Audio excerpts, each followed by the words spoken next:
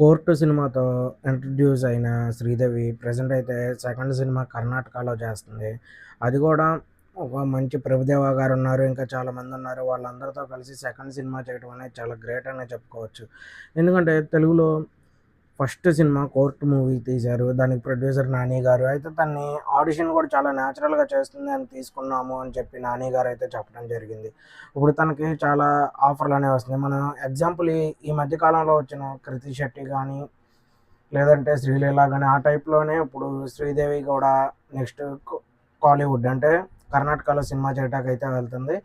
చాలా అంటే చాలా వీళ్ళు హీరోయిన్‌లు ఎప్పుడైనా సరే ఒక సినిమా హిట్ అయితే ఆళ్ళకి ఆఫర్‌లు వస్తూనే ఉంటాయి. హీరోనే నెక్స్ట్ సినిమా కోసం తను చాలా కష్టపడాల్సుంది. ఎందుకంటే ఒక సినిమా హిట్ అయిన తర్వాత తనకు ఆఫర్‌లనేవి రావు. ఇంకా తను ఇంకొక లక్ బావుండి ఇంకో సినిమా హిట్ పడితే అప్పుడు తను ఇండస్ట్రీలో నిలదొక్కుకోగలడు. కానీ హీరోయిన్‌లకి అలా కాదు.